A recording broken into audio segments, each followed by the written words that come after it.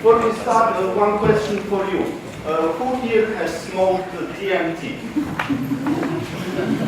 Nice. So I hope that my talk will maybe give you some insight into your experience and motivate the others to try it. Let's start with the structure.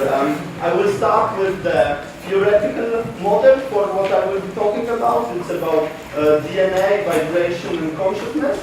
I will relate to David Hawkins' levels of consciousness as an attempt to quantify consciousness. And then the main part of my talk will be an analysis of large amount of DMT trip reports. This is a document I found on the internet. I will post the link later. It's 340 reports, and I read them all with my hypothesis in mind and tried to find supportive evidence for what my model is.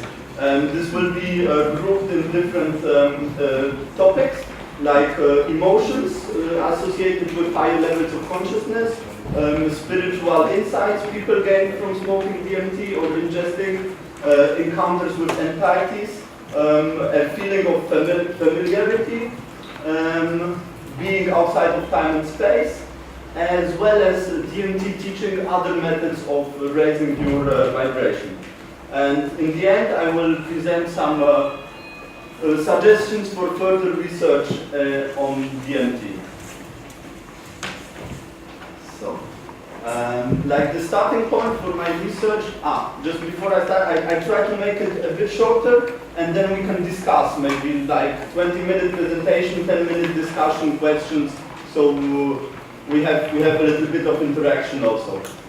So the starting point for my research was Jeremy Narby's book, The Cosmic Serpent, where he, probably most of you are familiar, so I'll make it quick. He starts with the, he noticed that in the shamanic tradition there is a lot of pictures of double snakes, and this made him curious, and then he realized that there might be a connection between taking ayahuasca and DNA. So,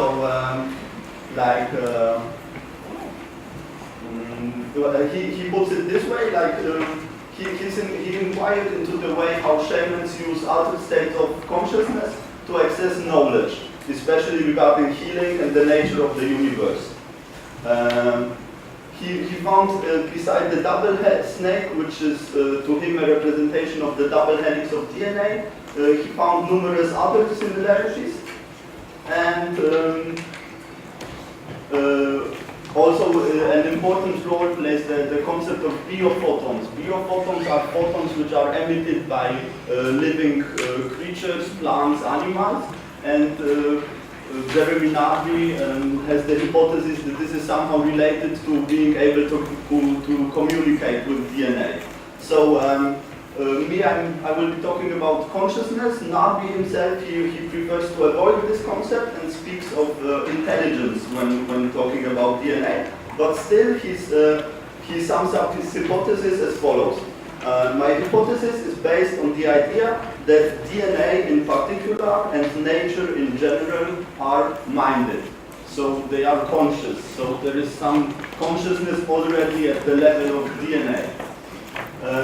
So I think if you are trying to find out what consciousness is, how it works, and especially how altered states of consciousness function and how they can be interpreted in order to allow us to formulate a more encompassing model of reality, which would try to unite insights from science as well as information from spiritual and shamanistic traditions, then it might be useful to link the concept of consciousness to the DNA molecule. One possible way of thinking this relation would be to conceive of DNA as an interface between reality and the realm outside of time and space. And another idea I have is that the vibrational rate of DNA might be related to our level of consciousness and how we perceive the world. So the basic hypothesis that I used when analyzing these trip reports were the following. One, the ingestion of DMT allows us to access higher levels of consciousness. Two, assuming that our consciousness is linked to DNA, one possible way to conceptualize this rise in consciousness would be to think of it as an increase in the vibrational rate of our DNA. Three, another possibility, which need not contradict the first one, is that DNA is an interface for our consciousness and that it exists at the same time locally and non-locally, allowing us to access dimensions outside of time and space as we usually perceive it. So this poses the question, if consciousness is somehow related to, can have different levels, then how to quantify this? And while doing my research over the last couple of years, I stumbled upon a fellow named David R. Hawkins, who tried to make a scala of consciousness from, you have here an excerpt, it's called, the highest level is 1000, here it goes down to 250, the scala itself is from 0 to 1000. And the below 200 are what we would maybe call negative emotions, levels of consciousness with guilt, fear, shame, stuff like that. And the average level of consciousness of humanity seems to be slightly above 200. 200 is one threshold that Hawkins named where it turns into a positive direction. And then starting with 500, we have what I would call higher levels of consciousness. 500 is the frequency of love. So everything related to feeling unconditional love, peace, and so on, starts from the level of 500. So reason is 400, which means that a lot of very talented scientists, for example, they according to Hawkins, they got stuck around 499, like Newton, for example. Like they were really bright and they were doing a lot of good work, but they didn't break through the, like I would call it, maybe they weren't able to open the heart chakra or something. So they didn't break through this empathic, encompassing state of consciousness where you transcend duality or whatever you want to call it. So we will see later on in the analysis how people refer to these emotions under the influence of DMT. And before I start, I would like to remind that, of course, psychedelics are by no means the only way to raise your vibration, your consciousness. Traditional techniques like proper diet, yoga, qigong, meditation, and so on are probably even more effective, especially for long-term change. We will have some examples in the actual analysis of entities teaching people these techniques. So there might be some connection here. Okay, let's go to the comments. What was interesting to me was to notice that there are indeed references to DNA itself in the street reports. So people experiencing DMT sometimes perceive a connection with DNA. For example, I let it do something to my third eye chakra. It feels like a sense of resequencing of my DNA to a higher level of light activation or consciousness, as I would call it. Or the thought came to me with certainty that they were manipulating my DNA, changing its structure.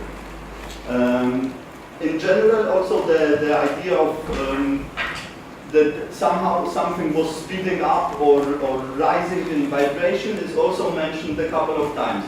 For example, the first thing I felt was an acceleration in momentum. Or immediately my pulse and heart rate sped up, as did the timbre of my entire level of energetic vibration. I will have some, we will see with the time, I have some interesting trip reports if time allows. If not, we continue with the question. Halfway through. Already. Okay, so let's the emotions. For example, I was completely euphoric, or he had never felt such a deep feeling of love before. He was in a realm where nothing else mattered, just love. The only present emotions were peace and love. Okay, the spiritual insights, it was more as if they were blessing me. The spirits of life were blessing me. They were saying that life was good. The voice spoke to me. DMT is the gateway. Self is transpersonal and hyperdimensional. Tell others what you have experienced. DMT is the gateway. The crux of everything is that I know now that we are all God, Goddess, in God, Goddess, experiencing everything for God, Goddess. All moments, places, and events are sacred. Every thought, every word, and every act is a prayer. Okay, so what goes beyond this scala of Hawkins and his levels of consciousness is the concept of other entities and realities that people encounter after ingesting DMT.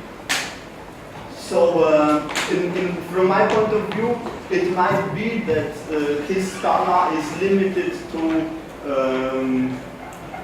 something like conditio humana or something like that. That it is, his scale goes up to what we were able in history and now to reach the level, and maybe something about consciousness itself is changing right now, allowing us to reach higher levels of consciousness, and maybe like this, what we usually perceive as reality is just one spectrum of frequencies, and when we reach higher frequencies, we suddenly perceive other realities which are in a different spectrum, and maybe they are indeed inhabited by other beings. I think this is probably one of the most interesting topics, but also one of the most difficult to relate, because on one hand, many people believe that the entities are something else, but other people believe that what we witness on DMT is just ourselves, which can take different forms. For example, people, they see like a lot of faces, and when they look closer, suddenly they realize that each face is themselves. So I think this is still, the question is still open about the ontological status of these entities.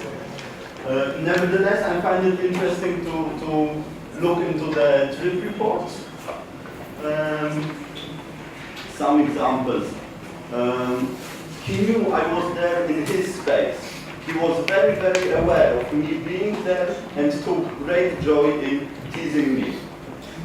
Or suddenly beings appeared. They were clothed like silhouettes. They were glad to see me. They indicated that they had contact with me as an individual before. They seemed pleased that we had discovered this technology. I felt like a spiritual seeker who had gotten too far, of course, and instead of encountering the spirit world, overshot my destination and ended up on another planet. They wanted to learn more about our physical bodies. They told me humans exist on many levels. Then there is something very peculiar about ingesting DMT, is that for many people it feels very familiar where they go to.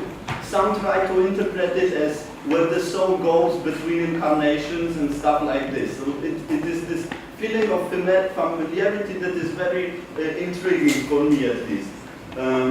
For example, the DMT space has a familiar feel to it. When I go to the DMT space, I often think, now I remember, this is where I have been before. Or, this sounds crazy, but I know I have been to this place before. I can't really explain what makes me feel this way, but I have no doubt in my mind. I felt as though I was shown my place of origin. So this is very interesting, and what is also very interesting is the recurring theme of being outside of time and space as we usually perceive it. For example, finally all space collapsed and time ceased to exist. I was stuck in the real world, the world that lasted for eternity. Or time, the way we experience it normally, seems to stop, only to reveal a world of infinite knowledge and beauty. I will post the link and the slides and what I have, my selections to the different topics is much more than this, it's around 10 pages. I will post this to my blog. I will give you the link. So for those who, the whole document is around 160 pages. So for those who don't feel like reading a whole book full of trip reports, I made a selection of approximately 10 pages, which is like the, from my point of view or interest, the highlights. Okay, so what next? I have some suggestions what we could do when researching DMT. The first is work on the cartography of the DMT hyperspace. Which dose gets you where? What role does intention play? Which entities can be met where? Do different areas of DMT hyperspace correspond to different levels of consciousness? Is there a relation between astral worlds and astral entities and the DMT realm? Then research the relation between belief systems and actual DMT experiences. What is especially interesting are experiences and spiritual insights which seem to contradict fundamental beliefs of the subject. For example, materialists discovering the existence of the soul, or atheists meeting God. Experiment with specific sound frequencies to find out how sound frequencies can influence the trip. Are there specific frequencies which can, for example, heal from specific diseases? Can sound influence where you go during the trip, and so on. Then try to return with novel knowledge. This is something that Jeremy Narby has been already researching with ayahuasca. He went there with microbiologists, and they had something they wanted to solve, and they took ayahuasca and were trying to get answers to specific scientific questions. I think this is something also related to the whole subject of psychedelics, creativity, problem solving. I think is very important future research for humanity. And find out more about the ontology of the elves, because obviously they appear again and again. So the question is, who are they, why are they there, what are they doing, etc. And I would like to close with a quote from Clifford Pickover, who says, while our first inclination is to dismiss these machine elves as insane hallucinations, I would like scientists to investigate them further. At worst, we will learn more about the human brain and archetype-like themes buried in our unconscious. At best, we may discover something about the very structure of reality, space, and time. Because we encounter reality through the filter of the mind, the more we learn about the mind, the more we learn about the fabric of reality. Thank you very much for your attention.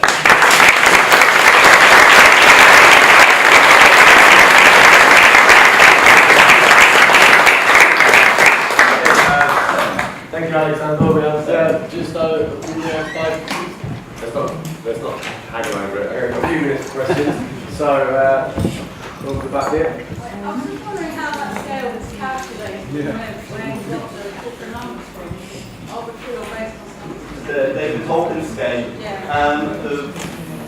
If I remember correctly, he used kinesiology, but he also tries to, from what I remember, correlate it with spiritual traditions all over the world. So it's a combination of both techniques. Yeah. I actually have a criticism for exactly that scale and a question concerning the impact of discourse in the way trip reports are written. Firstly, in the scale you're talking about, I really can't see the value of using a quantified scale for qualitatively different modes of consciousness.